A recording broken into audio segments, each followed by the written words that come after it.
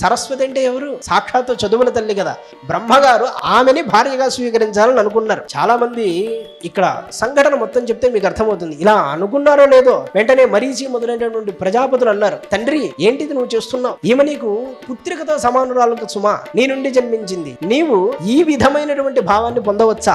నీవు నీ నుండి ఉద్భవించిన ఆమెను భార్యగా పొందాలనుకోవడం సమంజసమైన అన్నాడు. అనగానే బ్రహ్మగారు సిగ్గుపడి తన యొక్క శరీరాన్ని విడిచిపెట్టేశారు. విడిచిపెట్టగానే దిగ్దేవతలందరూ కూడా ఆ శరీరాన్ని తీసుకెళ్లిపోతే అది సృష్టిలో పొగమంచు రూపంగా ఆవిర్భవించింది అని చెప్తారు. వెంటనే మరొక శరీరాన్ని తీసుకున్నారు. పరమతస్థుడొకడు చాలా కంగారుగా దీని గురించి ఫేస్బుక్ లోనే వీటిలో చెప్తున్నాడు, ఫలానా పురాణంలో ఇలా ఉన్నదయ్యా, కనుక బ్రహ్మగారే ఇలా చేశారంటే అది యుక్తమేనా అని అడిగాడు. బ్రహ్మగారు తర్వాత చేసిన పని చెప్పడం లేదు, ఆ శరీరాన్ని విడిచిపెట్టాడు ఆ భావంతో. పైగా దీనికి సమన్వయం ఎక్కడున్నదో తెలుసా అండి? మత్స్య పురాణంలో ఉన్నది. సృష్టి ఆదిలో ఇంకొక స్త్రీమూర్తి అనేది ఎవరు లేరు. దేవతల నుండి అందరూ రావలసినటువంటి సమయం అది. పురాకల్పముల్లో ఉన్నటువంటి వాళ్ళందరినీ కూడా తమ దేహం నుండే తాము వెలికి తీయవలసినటువంటి సమయం. అంతేకాక అక్కడ చెబుతాడు స్పష్టంగా మాత్స్యంలో, త్రిమూర్తుల యందు ఉండేటువంటి శక్తులన్నీ కూడా నిత్యములు సుమా, వారి యందు భేదమును కల్పింపవలదు, వారు వారి శక్తి ఒకటే, అవి కేవలం వారి నుండి ప్రకటమవుతాయి అంతవరకే, అంతే తప్ప వాటికి వరుసలు పెట్టవద్దు అని మత్స్యపురాణంలో ఉన్నది. ఇతను